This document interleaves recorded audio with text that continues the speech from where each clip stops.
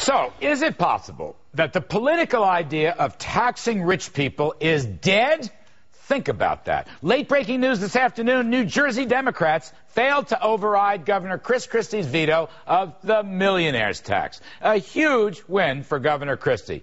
The Democrats needed 2/3 of the Assembly, but without any Republicans, they couldn't do it. And this tax on income, over $1 million, would have jumped on 16,000 households at a 10.75% rate. That's just the state tax. Now, I call this the move to Florida tax. And of course it would destroy more New Jersey jobs. The state is already bankrupt. And get this, the Millionaires tax would have represented the 116th increase in taxes in the last 8 years in the goofy Garden State under former Governor John Corzine. So I ask you, if the first 115 tax hikes didn't balance the budget, why on earth do we think the 116th will? Because this state is a mess. And this story has national election implications. All right, now let's talk to somebody who's got some skin in the game. Not in New Jersey, but in New York. David Malpass. He's a former Reagan official. He's the head of the consulting firm Encima Global. And most importantly, he is a Republican Senate candidate running in a primary in New York for the seat now held by Democrat Kirsten Gillibrand. And we have investor extraordinaire Jason Trennert. He's the chief investment strategist and managing partner at Strategas Research, who knows political trends can affect the stock market. All right, David Malpass, I want to go to you. Is taxing rich people dead? Is that possible, David? I think this is a watershed event going on in New Jersey, where they've elected a governor who said he was going to make the hard choices. And then when he starts making the hard choices, he gets political support. And that's a huge shift. People have to figure out, and I think they're doing that in New Jersey, that if you tax businesses a lot, then they create fewer jobs. We've got to make that connection between the rate of tax and the number of jobs that are created. They created in this New Jersey vote a false choice. They said, do you want to make money available to the elderly, or would you rather tax the rich? Well, that's not really the choice going on across the country. It's a choice of, do we want to spend wastefully, or do we want to make good choices with the spending? And I think Governor Christie was able to stand up to that, and that is watershed. And reward the savers and investors and job creators. Do you know, David, one of the sidelights of this, I just love this. According to the budget green eye shade experts in New Jersey, this Millionaires tax would have raised $640 million. I'm here to say to you they wouldn't have raised a dime, because of the 16,000 families left in that bracket, half of them all moved to Florida or Texas or I don't know where. They wouldn't have raised a dime.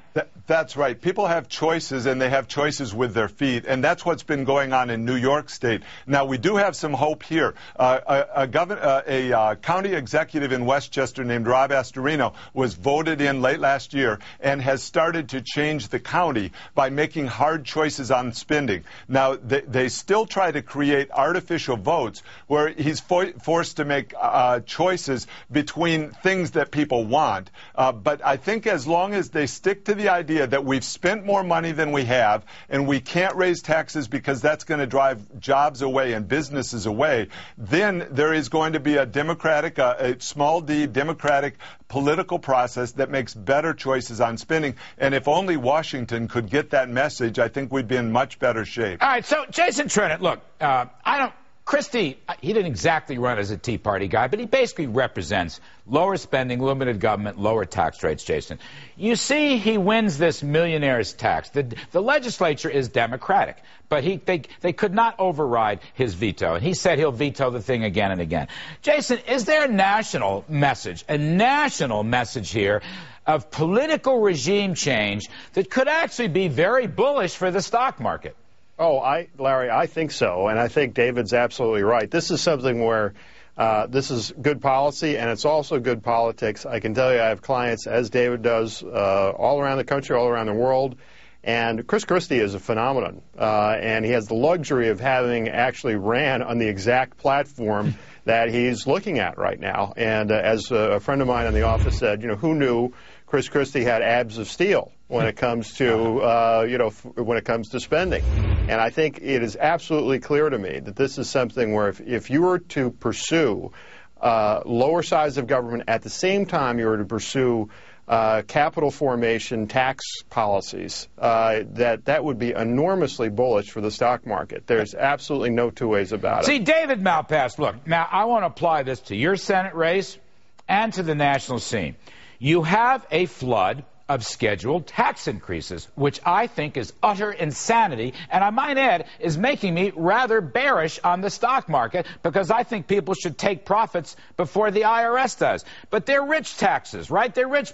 The higher personal tax rate, the capital gains, the dividends, and estates. Now, David, are you running on this in this Senate race against Democrat Gillibrand? Yes, loudly, and it is not really only rich taxes. What the government is proposing, the federal government, is proposing $3 trillion of taxes over the next 10 years automatically at the end of this year, starting. And it doesn't just hit rich people, because it hits pension funds and it hits job growth. And I think what New Jersey is going to show is that there's a dynamic process. If you make a better choice on your tax rates, you're going to get more jobs. So if you put the question to New Jersey voters, would you rather have fewer jobs or more jobs? That's about as straightforward as it gets with this tax. So people are like, they may not understand, but they understand if you tax something, you get less of it. Yeah. And it's a supply side view, it's a Reagan view, it's a free market capitalist view, David. Is this the instinct of the voters? I mean, in your race in New York, do you see it as you campaign around the state? I've been talking with people around the state. They're very angry at the taxes,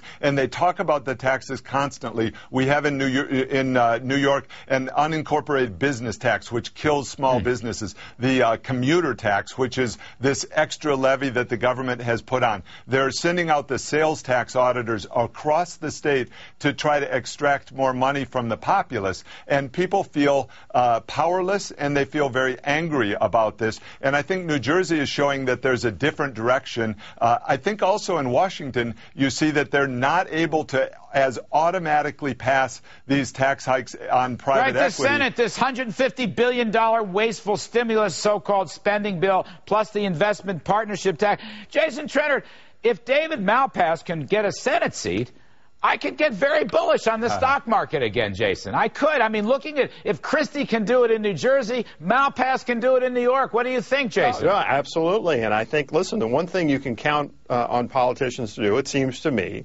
is follow their own political interests. All and right. I think for the politicians that are in office now, for the incumbents, if they see Chris Christie gain some traction with this, or they say Mr. Malpass win, I think that that's going to create its potential for a wave election in November. That would be, and what would happen in that, Larry, is that the long-term secular problems that are overhanging the stock market right now would become secular pluses. The cyclical might be somewhat more difficult. The cyclical forces might be more difficult as you go through some austerity, but the secular outlook would be much, much more positive, and I think you would wind up re-rating stocks as a result. Right now, though, I tend to agree. It's very hard to pay up in terms of earnings multiples given the likelihood of higher taxes. I got to leave it here. All I'll say is run, David, run. All I'll say is if David Malpass win, it shows you what America could really be made of and how the winds of change are sweeping throughout the country. If Christie can stop this taxing rich people nonsense in the bluest blue state, it is a watershed. Thank you, David. The bluest of the blue states. There is no state that has been more of a fiscal failure than New Jersey. New York is close and California is close, but New Jersey has been a disaster. 115 tax hikes, and they're saying, oh, please, one more. It'll balance the budget this time. It's the dumbest thing I've ever heard. David Malpass. Run, David, run. Jason Trennert is going to come back. We're going to talk about the yuan and the stock market and Europe and the strong dollar.